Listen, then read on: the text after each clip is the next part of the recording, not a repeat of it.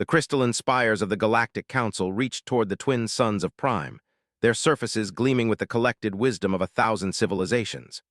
Within the Grand Assembly Hall, representatives from across the galaxy gathered in their designated zones, each species maintaining careful distance from potential rivals.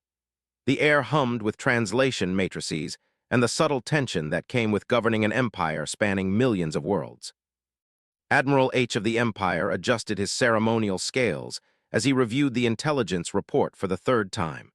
His reptilian features remained impassive, but those who knew him well would have noticed the slight tremor in his secondary arms. The data pad contained information that challenged everything the galaxy thought it knew about the members of the Galactic Council. The human delegation approaches the outer sensor grid, announced the pale, ethereal voice of Counselor from the Ascended Collective. Her species had evolved beyond physical form ago, existing as pure energy contained within specialized housing units. Their escort formation is unusual. Admiral H's primary eyes focused on the massive holographic display that dominated the center of the assembly hall. What he saw their explanation. The human fleet that approached consisted of only 12 vessels, a laughably small number by galactic standards. Most civilizations brought hundreds of ships to display their might during council sessions. The humans had requested permission for just a dozen. But these ships, by the 7 moons of, H muttered under his breath. The vessels were unlike anything in the galactic database. They moved with perfect coordination, their hulls seeming to bend light around them in impossible ways. More disturbing was their energy signature, or rather, the lack thereof. The advanced sensors of the Council's defense grid could barely detect them. Counselor and of the Eye Hegemony leaned forward in his floating chair, his 4 arms gesturing excitedly. His species resembled oversized mantises, but their technological prowess was legendary.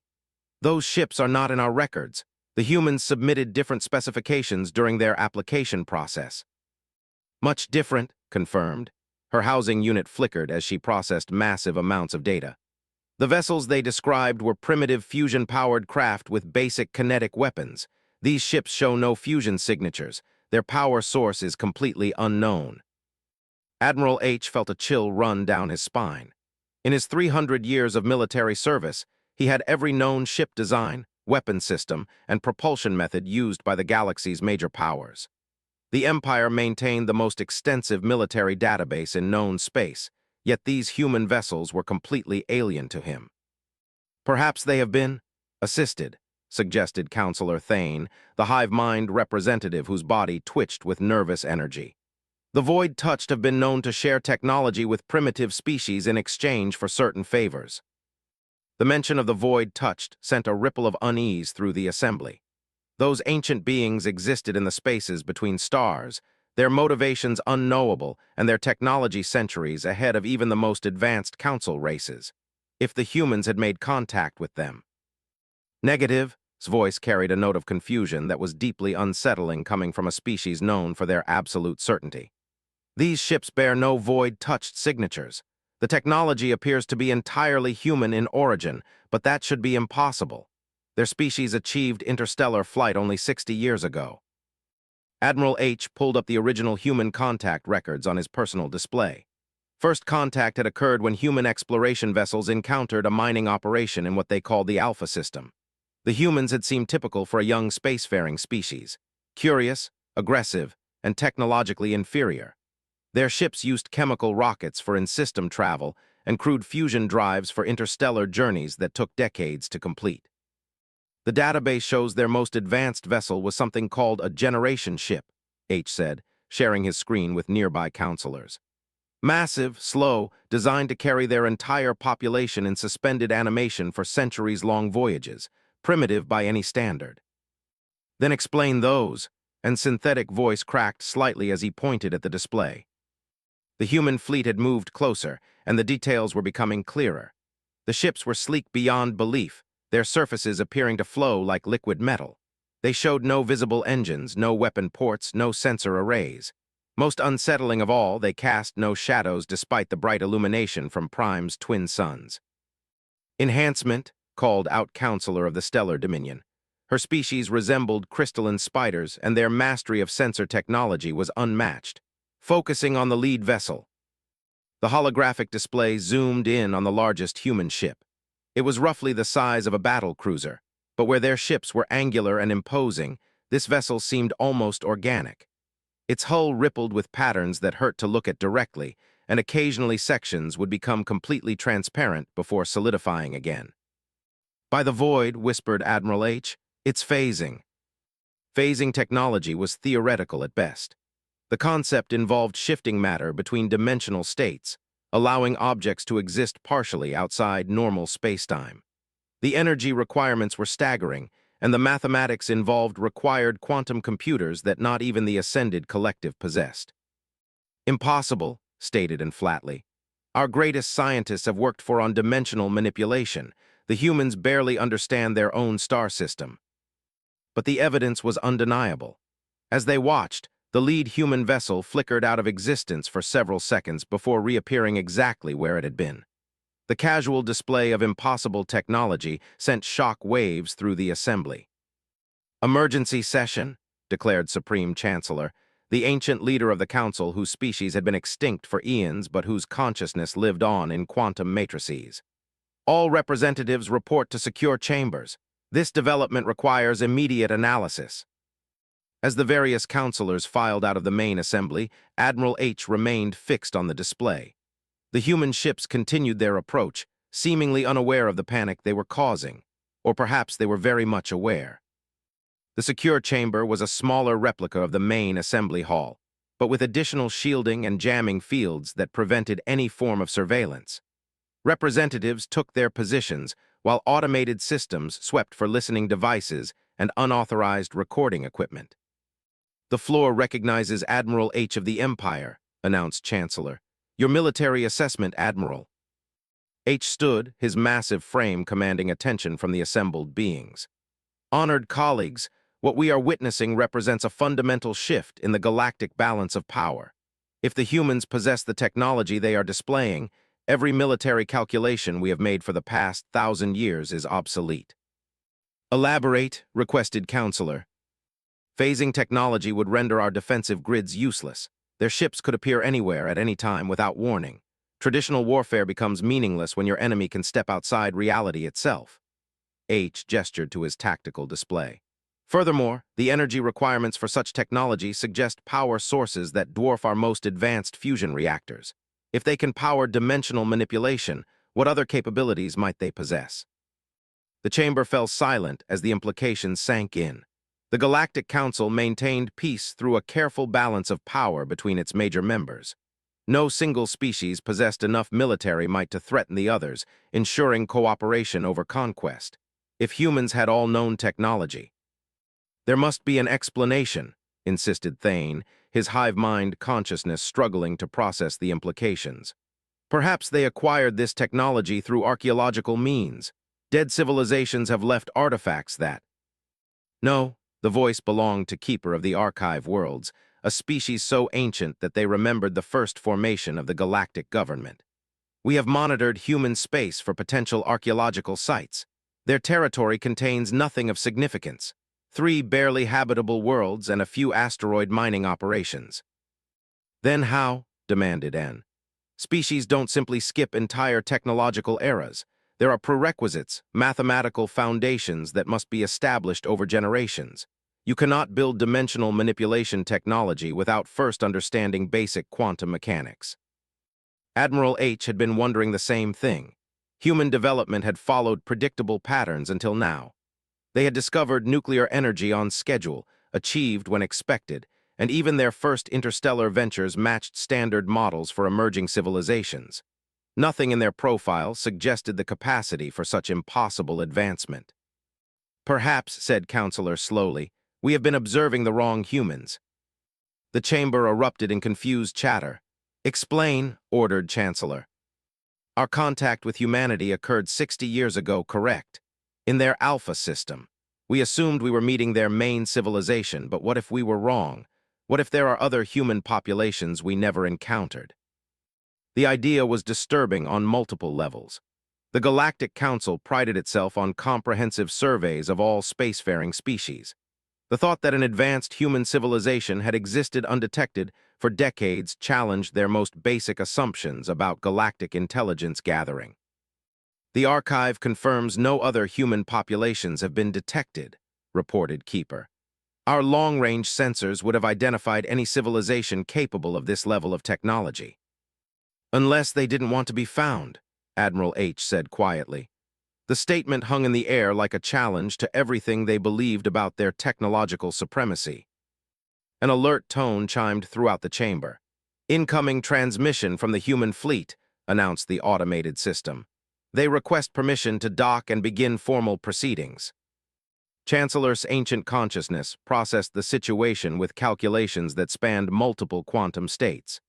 Grant them docking permission, but activate all defensive measures if these humans represent a threat. With respect, Chancellor, interrupted Admiral H, if they can phase their ships through dimensions, our defensive measures might be meaningless. The truth of that statement settled over the chamber like a dark cloud. For the first time in galactic history, the Council faced a potential member species whose capabilities were completely unknown.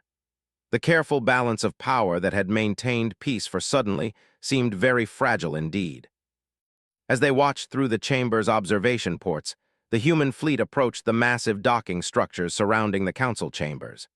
The lead vessel, still flickering between dimensional states, moved with impossible grace through the complex approach vectors designed to showcase each species' piloting skills. They're not using standard navigation protocols, observed Counselor N.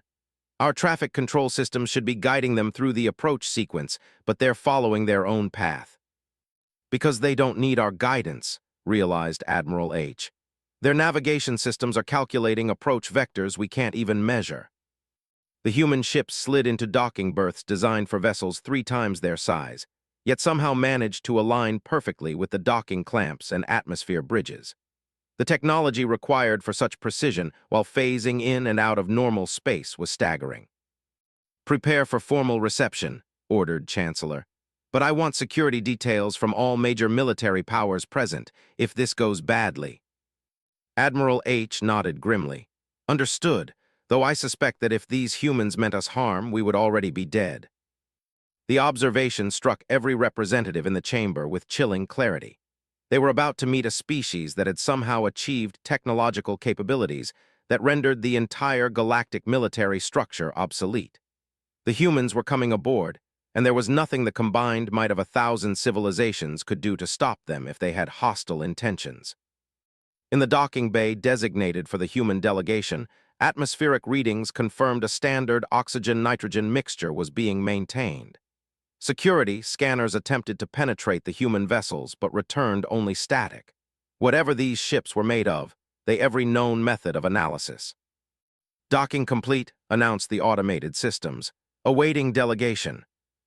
Admiral H found himself holding his breath, despite his species' ability to function in various atmospheric conditions.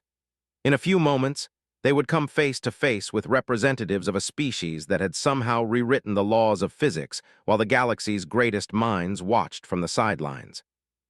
The airlock cycled, and humanity stepped onto the galactic stage with technology that shouldn't exist, carried in ships that explanation, representing a civilization that had somehow become something far more than anyone had imagined possible. The airlock opened with a soft hiss, and 5 figures emerged into the docking bay. Admiral H watched through security feeds as the human delegation stepped onto Council territory, and his confusion only deepened. They looked exactly as remembered from first contact 60 years ago. Bipedal, averaging 2 meters in height, with pale skin and primitive-looking environmental suits that appeared to be standard gear. Doctor led the group, her credentials identifying her as humanity's chief diplomatic representative. Behind her walked Captain James, their military liaison, followed by 3 technical advisors whose specializations covered everything from quantum mechanics to xenobiology. They appeared completely ordinary, even primitive by galactic standards. Visual confirmation complete, reported Security Chief OK over the communication channel. 5 individuals, standard human physiology, no visible technological enhancements. Their equipment reads as basic environmental gear with minimal computer integration. Admiral H studied the readings more carefully. The humans carried no visible weapons, no advanced communication devices, no neural interfaces or cybernetic implants common among advanced species. Their equipment was so primitive it barely registered on Council sensors. Yet these same beings had just arrived in ships that could phase through dimensions. "Escort them to Reception Hall 7, ordered Chancellor. "Full diplomatic protocols, but maintain maximum security screening." The human delegation moved through the Council complex with confident steps, their leader, Doctor, maintaining friendly but professional demeanor as they passed various alien species in the corridors. Captain kept his eyes moving, clearly assessing security measures and escape routes with military precision. The technical advisors seemed genuinely fascinated by the architecture and technology around them, occasionally stopping to examine crystalline data displays or gravitational orientation systems. "They act like tourists," observed Counselor and from the security center, "not representatives of an advanced civilization." "Or they're excellent actors," replied Admiral H. He had spent enough time studying various species' behavioral patterns to recognize genuine reactions from performed ones. The humans appeared authentically impressed by Council technology, which made no sense given their apparent capabilities. Reception Hall 7 was one of the smaller diplomatic chambers, designed for preliminary meetings before formal Council sessions. Its circular design allowed representatives to face each other as equals, while translation matrices ensured perfect communication between species. Security measures were discreet but comprehensive, including quantum-level scanning that could detect weapons, recording devices, or unusual energy signatures. Doctor entered the chamber first, her steps echoing slightly on the polished floor. She looked around with obvious appreciation for the architectural design before taking her position at the designated human section. "Impressive," she commented to her team. "The gravitational orientation here must require tremendous energy to maintain." Captain nodded, examining the curved walls. "The structural engineering alone represents centuries of advancement beyond our capabilities." Admiral H exchanged glances with other security observers. Either the humans were putting on an elaborate performance, or they genuinely didn't realize their own technology far exceeded anything in the chamber. The formal reception began with traditional greetings from each council member present. Chancellor, Quantum Consciousness, manifested as a shimmering humanoid form to welcome the delegation. "Honored representatives of humanity, we extend greetings from the Galactic Council. Your presence here marks a historic moment in cooperation." Dr. bowed respectfully. "Chancellor, distinguished counselors, we are honored by this opportunity. Humanity looks forward to contributing to the Council's mission of peace and mutual advancement." "Your arrival has certainly been memorable," commented Counselor. "We were quite impressed by your fleet's capabilities." For just a moment, Admiral H caught something in the human's expressions. It was subtle, barely noticeable, but he had seen that look before in negotiations with other species. It was the carefully controlled reaction of someone trying not to reveal important information. "Our ships?" Doctor asked with apparent confusion. "I apologize if our escort squadron caused any inconvenience. We tried to follow standard approach protocols, but our navigation systems are somewhat unique." "Unique is one way to describe dimensional phasing technology," Admiral H said, stepping forward into the chamber. His massive reptilian form dwarfed the human delegation, but they showed no signs of intimidation. "I am Admiral H of the Empire. My species has studied military technology yet your ships operate on principles we don't understand." Captain spoke for the first time, his voice steady and professional. "Admiral, I appreciate your interest in our vessels. However, I'm not qualified to discuss technical specifications. Perhaps our science advisors could arrange a separate meeting to share appropriate information." "Appropriate information," repeated Counselor N. "What exactly would be inappropriate to share?" The pause was microscopic, but Admiral H caught it. Doctor and Captain exchanged the briefest of glances before she responded. "Every species has certain technological secrets they prefer to keep confidential for security reasons. I'm sure the Council understands the need for discretion in military matters." "Of course," agreed Chancellor, "though we confess curiosity about how humanity achieved such advancement so quickly. Our records show your species only achieved interstellar capability 60 years ago." "That's complicated," said Doctor carefully. "Human development has followed some unusual paths in recent decades." Admiral H decided to push harder. Doctor, our sensors cannot identify your ship's power source, construction materials, or operational principles. They appear to operate outside known physics. How is this possible? The five humans looked at each other, and Admiral H realized they were having some kind of silent communication. Not telepathic, like some species used, but something subtler. Micro-expressions, tiny gestures, the sort of nonverbal coordination that came from working closely together under stress. Admiral, Doctor said finally, human science has made some significant breakthroughs in recent years. We've discovered that reality is more flexible than we initially believed. Our ships represent practical applications of those discoveries. Flexibility of reality. Counselor's crystalline form shifted colors as she processed the concept. Are you referring to dimensional manipulation? Among other things, confirmed one of the technical advisors, a middle-aged woman whose credentials identified her as Dr. Sarah, specialist in theoretical physics. We've found that the boundary between what you call different dimensions is more permeable than generally assumed.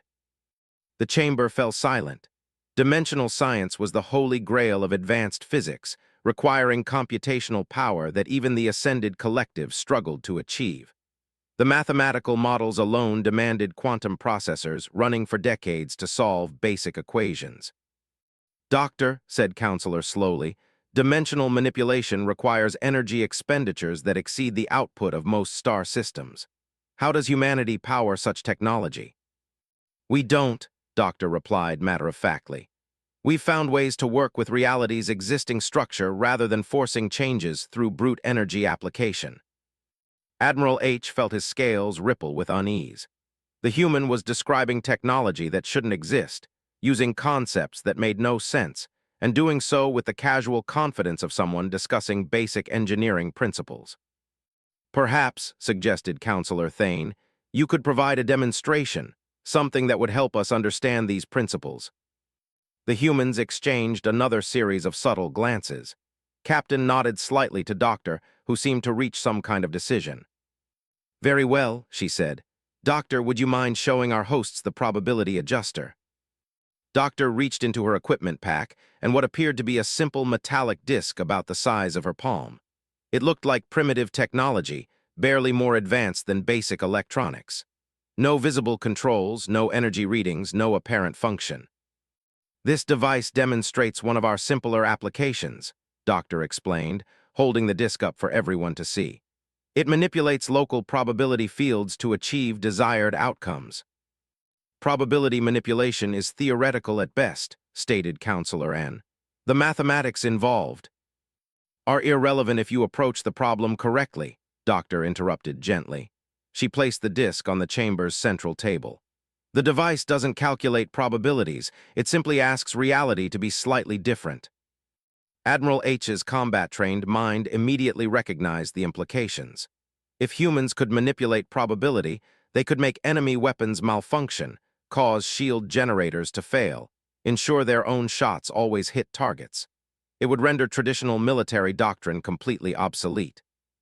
Asks reality, repeated Chancellor. Doctor, reality is not conscious, it cannot respond to requests. With respect, Chancellor, that assumption may be incorrect. Doctor activated the device with a simple touch. Nothing visible happened, but every sensor in the chamber began reporting impossible readings. The probability of successful dimensional translation in the chamber jumped to 100%. The chance of communication system failure dropped to absolute zero. Most disturbing of all, the likelihood of aggressive action by any present individual became mathematically impossible. By the void, whispered Admiral H, you're rewriting local physics in real time. Not rewriting, corrected Doctor, just asking nicely. Counselor's energy form flickered as her massive computational matrix struggled to process the readings. This is impossible. Probability is not a force that can be manipulated. It's a mathematical description of uncertainty. That's what we used to think, agreed Captain, until we discovered that mathematics and reality have a more intimate relationship than we imagined. The implications were staggering. If humans could manipulate probability on command, they possessed capabilities that transcended every known law of physics. They could make impossible things happen simply by asking reality to accommodate them. How long have you possessed this technology? Asked Admiral H, his military training demanding tactical assessments even in the face of incomprehensible advancement. Define possession, Doctor replied. We've been exploring these principles for about 40 years. Practical applications have been available for perhaps 20. 40 years. Admiral H's mind raced through the implications. Humans had been developing impossible technology for most of the time since first contact, yet they had never revealed it. They had maintained the appearance of a primitive species while secretly achieving capabilities that surpassed the galaxy's most advanced civilizations. Why? The question came from Chancellor, and it carried the weight of genuine confusion. Why maintain the pretense? Why not reveal your advancement? Doctor deactivated the probability adjuster, and the chamber's sensor readings returned to normal ranges. Chancellor, imagine you discovered you could reshape reality through applied thought. Would you immediately announce this capability to every armed civilization in the galaxy? The logic was undeniable. Any species possessing such technology would become an immediate target for conquest, alliance, or elimination. By maintaining the appearance of primitive development, humans had protected themselves while secretly achieving godlike capabilities. But now you're revealing it, observed Counselorin. Why now? Because, Captain said quietly, the galaxy is about to face a threat that requires all available resources, including ours. The chamber fell silent again, but this time the quiet carried a different quality. Fear was being replaced by something else, hope, perhaps, or desperation. What threat? Demanded Admiral H. Doctor looked around the chamber, meeting the eyes of each representative present. Admiral, how familiar are you with the concept of universal convergence points? I've never heard the term, H admitted. Reality has natural stress points, explained Doctor, places where the mathematical structure becomes unstable. Most of the time, these resolve themselves harmlessly, but occasionally they don't. And when they don't, asked Counselor. When they don't, Doctor said gravely, entire sections of spacetime can collapse. Stars, planets, civilizations, all reduced to mathematical probability. Admiral H felt his blood chill. You're saying reality itself can fail. Not fail, corrected Captain. Transform into something that doesn't support matter, energy, or life as we understand it. The human delegation looked around the chamber with expressions of grim determination. There's a convergence point building at the galactic core, Doctor continued. Our calculations suggest it will reach critical instability within 6 months. When that happens, the collapse will propagate outward at faster-than-light speeds, consuming everything in its path. The entire galaxy, whispered Counselor Thane. Eventually, yes, unless we can stabilize the convergence point before it reaches the critical threshold. Admiral H's mind struggled to process the scope of the threat. Total galactic annihilation from a force that operated outside known physics. And you believe you can stop this? We believe we have to try, Doctor replied. But we can't do it alone. We need the Council's help, resources, and cooperation. That's why we're here. That's why we're revealing capabilities we've kept secret for decades. The chamber erupted in questions and confused chatter as representatives tried to understand the magnitude of what they were hearing. Admiral H found himself staring at the 5 unremarkable humans who had just casually announced they possessed reality-altering technology and were the galaxy's only hope against universal destruction. Prove it, he said suddenly, cutting through the noise. Prove this convergence point exists. Doctor nodded and activated her probability adjuster again. This time, she made a different adjustment. I'm temporarily enhancing the chamber's sensors to detect convergence radiation. New displays materialized around the chamber, showing wavelengths and energy signatures that no Council technology could normally detect. At the center of each display, a growing red indicator marked the galactic core. The readings were unmistakable. Space-time itself was coming apart. By the 7 moons, Admiral H breathed, it's real. It's real, confirmed Doctor, and we have 6 months to save every living thing in the galaxy. The emergency session convened within hours of the human revelation. Every major species in the galaxy had representatives present, either in person or through quantum transmission links. The great assembly hall buzzed with translation matrices working overtime as thousands of different languages processed the impossible crisis facing them all. Admiral H stood at his command position, studying tactical displays that showed not enemy fleets or territorial disputes, but the gradual breakdown of reality itself. The convergence point readings had been confirmed by 3 independent sensor networks. Spacetime was indeed unraveling at the galactic core, spreading outward like a cosmic infection that would eventually consume everything. The mathematics are undeniable, reported Chief Scientist Ara of the Academic Collective, her 6 arms gesturing at holographic equations that filled the air around her station. The convergence readings match theoretical models for dimensional collapse that we've always assumed were purely hypothetical. Doctor stood in the center of the assembly, no longer maintaining the pretense of representing a primitive species. Her team had spent the past several hours demonstrating capabilities that redefined galactic understanding of what was possible. They had shown devices that could alter local gravity, machines that translated thought into physical force, and most disturbing of all, technologies that seemed to operate through direct negotiation with the fundamental laws of reality. The question before us, announced Chancellor, is not whether this crisis exists, but whether the proposed solution is feasible. Doctor, you claim that stabilizing the convergence point is possible. Explain how. Doctor gestured to Doctor, who activated a new device. The chamber filled with a 3-dimensional map showing the galactic core in unprecedented detail.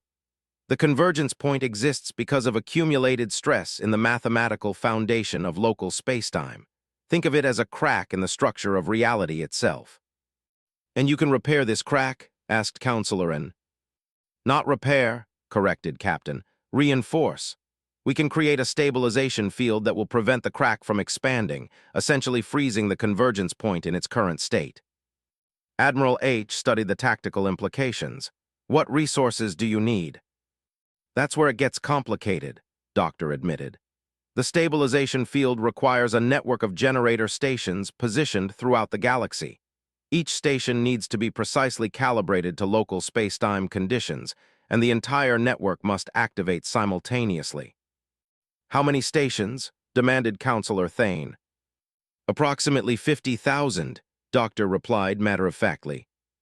The chamber erupted in shocked exclamations. 50,000 installations across galactic space represented a construction project larger than anything ever attempted. It would require the combined resources of every major civilization, working in perfect coordination. Impossible, declared Admiral H. The logistics alone would take decades. You said we have 6 months. Which is why we need to work efficiently, Captain said. We've designed the generator stations to be as simple as possible to construct. Each one is essentially just a probability adjuster scaled up to planetary size. Planetary size? Counselor's energy form flickered with disbelief. You're talking about devices that could alter the fundamental properties of entire star systems. Temporarily, yes, confirmed Doctor. Each station will create a localized field of stabilized spacetime. When all 50,000 activate simultaneously, they'll create a galaxy-wide barrier that prevents convergence propagation. Admiral H found himself calculating deployment scenarios.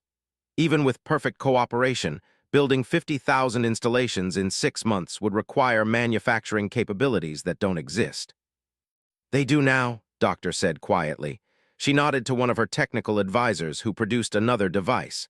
This one looked like nothing more than a simple black cube. Manufacturing probability adjuster, the advisor explained. It asks reality to produce needed materials and components. With sufficient power input, it can create complex technology from basic elements. You're talking about matter manipulation on an industrial scale, breathed Counselor.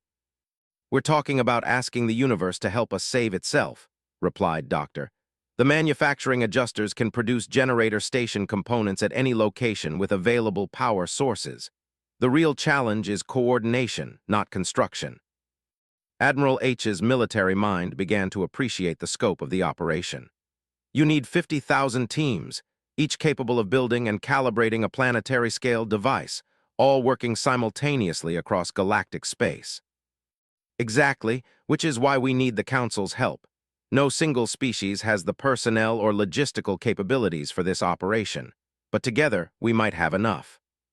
Chancellor's quantum consciousness processed thousands of calculations per second. The political implications are staggering. You're asking every civilization in the galaxy to trust human technology they don't understand, deployed by teams they can't supervise, creating devices capable of rewriting local physics.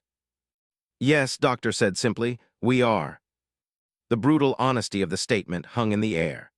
Humans were asking for unprecedented trust, the authority to deploy reality-altering technology throughout galactic space, and the cooperation of civilizations that had been rivals for. What guarantees can you offer? Asked Admiral H. How do we know these devices won't be used against us after the crisis passes? Captain stepped forward. Admiral, we've been capable of conquering the galaxy for 40 years. If we wanted to dominate other species, we wouldn't need to ask permission to do it. The statement was delivered without boasting or threat, simply as a statement of fact. Admiral H realized it was true. Beings who could manipulate probability and negotiate with reality itself could have easily conquered galactic civilization decades ago. Then why didn't you? Demanded Counselor N. Why maintain the pretense of being primitive when you could have ruled us all? Doctor smiled sadly. Because ruling people who hate you isn't really ruling at all. It's just violence with extra steps. We learned a long time ago that cooperation produces better results than conquest. But now you need our help, observed Counselor. Now we need each other, corrected Doctor. The convergence point will destroy human space just as surely as everywhere else.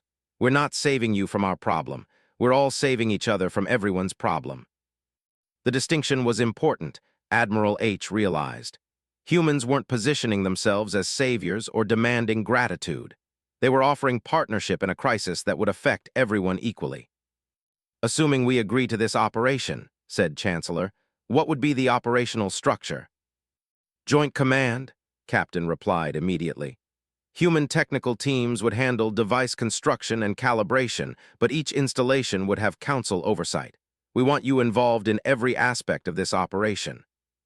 Including access to your advanced technology, asked Admiral H. Limited access, Doctor admitted. We'll share everything necessary for this operation. Long-term technology transfer can be negotiated after we all survive the next 6 months. The chamber fell quiet as representatives considered the proposal. Admiral H found himself thinking about the implications of success. If humanity was willing to share even limited access to their reality-altering technology, the entire galactic civilization could advance by within decades. Vote, declared Chancellor. All in favor of authorizing emergency cooperation with human forces for the stabilization operation. The voting proceeded through formal channels, but Admiral H could see the outcome in the expressions around him. Fear of galactic annihilation outweighed suspicion of human motives. The motion passed by an overwhelming majority. Operational planning begins immediately, announced Doctor. We'll need detailed surveys of all suitable star systems for generator placement, volunteer crews for installation teams, and industrial facilities that can be converted to manufacturing probability adjusters. The next several hours passed in a blur of technical briefings and logistical planning. Admiral H found himself assigned as military coordinator for the outer spiral sectors, working directly with Captain to plan deployment sequences for 1,500 generator stations. Your people adapt quickly, observed as they reviewed star charts together. Most species take months to adjust to working with our technology. When facing extinction, adaptation becomes a survival skill, H replied. He studied the human captain more carefully. How long have you known this crisis was coming? About 5 years, admitted. We've been preparing contingency plans, but we hoped we were wrong about the timeline. 5 years of planning, and you still need our help. Admiral, we could probably save our own species and maybe a few nearby systems, but we can't save the entire galaxy alone. This operation requires more personnel, more ships, and more coordination than any single species can provide. Admiral H appreciated the honesty. And after this crisis passes, what happens to human-council relations? Captain was quiet for a long moment. That depends on how well we work together over the next 6 months. If this operation succeeds, we'll have proven that our species can cooperate on projects that benefit everyone. If it fails, the question becomes irrelevant. The planning sessions continued through the night cycle. Teams of engineers from dozens of species worked alongside human technical advisors, learning to operate devices that bent reality to their will. Manufacturing probability adjusters were distributed to industrial facilities across Council space, beginning the massive production effort needed to save the galaxy. Admiral H watched progress reports stream in from across galactic space.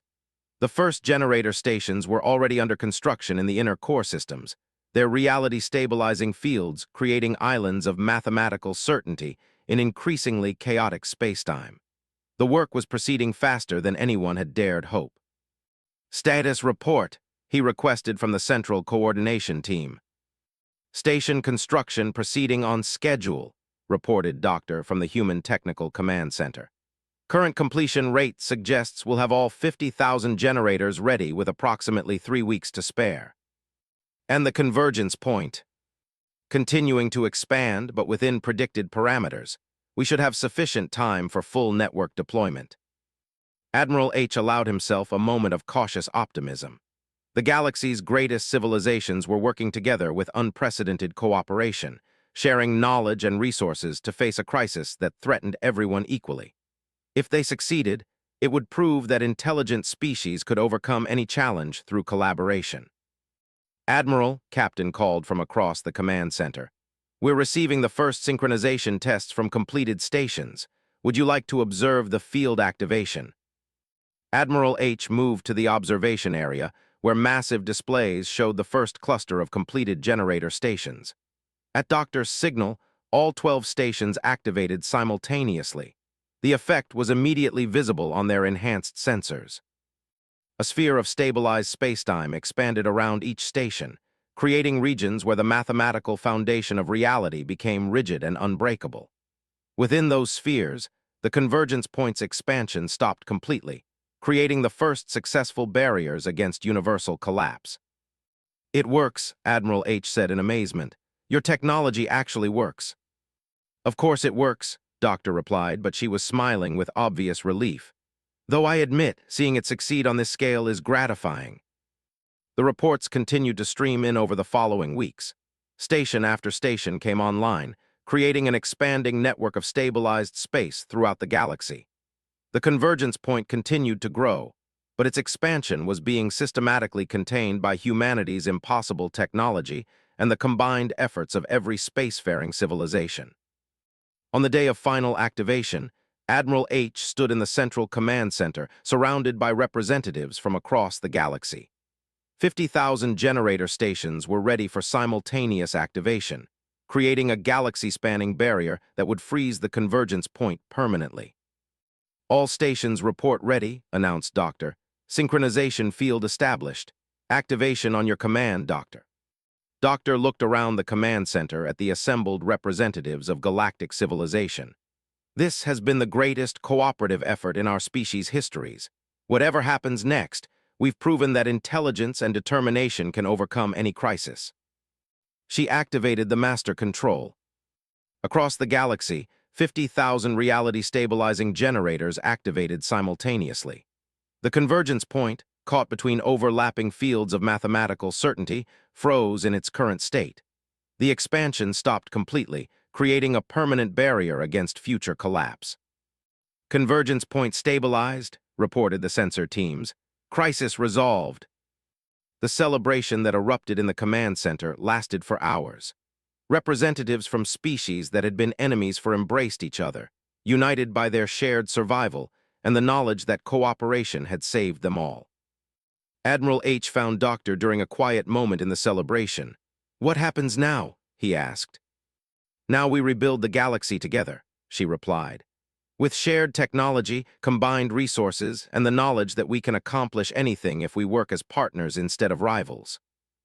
Admiral H looked around the command center, filled with beings from across the galaxy working side by side with casual familiarity born from months of intense cooperation.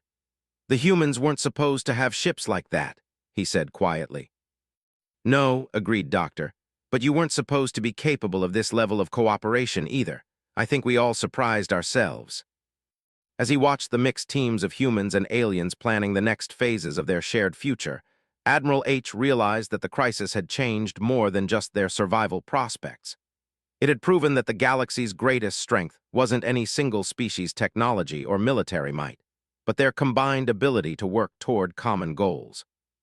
The humans had saved the galaxy, but in doing so, they had saved something even more valuable, the possibility of a future where every species could thrive together. Their impossible ships had brought more than just advanced technology to the Council. They had brought hope, cooperation, and the promise that intelligence could overcome any challenge when properly applied.